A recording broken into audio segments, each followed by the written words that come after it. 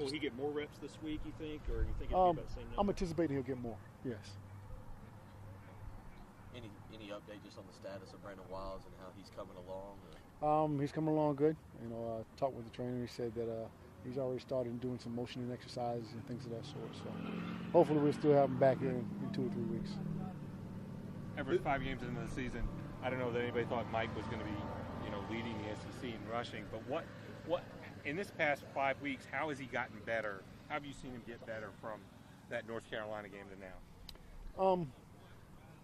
Well, one thing's for sure, he's definitely gotten a lot more confidence. I think he might have surprised himself a little bit with that first big run. Yeah. But now he's expecting more to have those big runs. And I truly believe if you expect to have more, you're going to get more. Connor's having his best season so far. 68%, I think, completion percentage. What's really been the difference with his accuracy? Well, he's been pretty accurate since he's been here. I mean, he threw about that for the season last year. I think was a school record, I believe, for a season. So, he's an accurate passer, and he has been, and he makes pretty good decisions. So he's good at getting down to his check down, and while there's sometimes maybe that, he could maybe try to force one in there, he doesn't do it, and it's keeping us from, making those plays that get you beat. So he's playing well, but he needs to continue to play well. It's a long season. G.A., how much of an advantage is it to have a running quarterback, especially going into a game against another running team? Well, it's good all the time.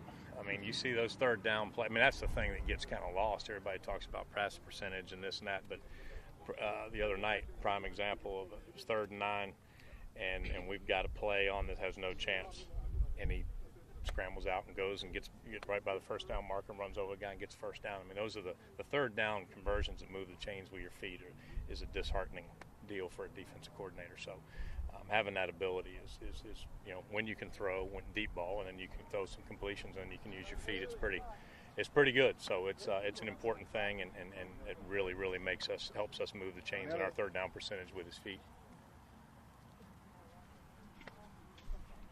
Just looking at his toughness, obviously this is a kid that said he didn't want to miss a game his senior year. Does that leadership carry over? Do you see people respond to that? Oh, yeah. I think Connor has the full respect to everybody on the team and has for quite a long time. And he's been a good leader, has been, in the weight room, off the field, on the field. And he is, I don't think anybody is ever going to question his toughness. He's again, he likes to play football. And it's going to have to be something pretty severe to keep him from doing what he loves to do. G.A., do you ever have to tell him, like, whoa, calm down? Because, I mean, he looked, like Coach said a couple weeks ago on that UCF game, he looked like he might be out for the year when he came out in the sling and the ice and stuff.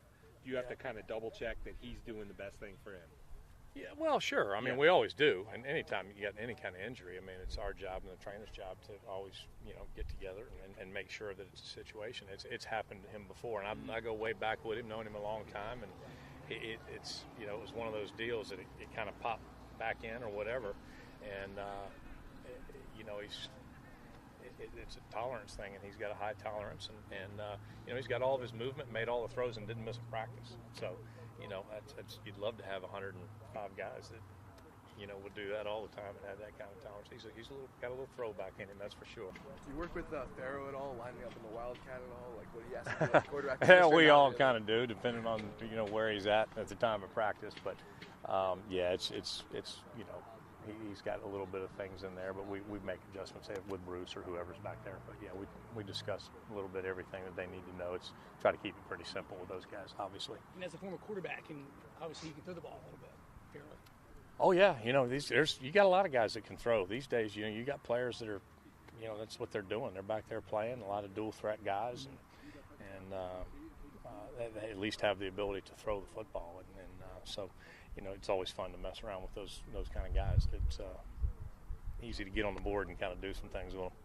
What about Dylan? Did his confidence get rocked any by his series last Saturday? Not at all. No.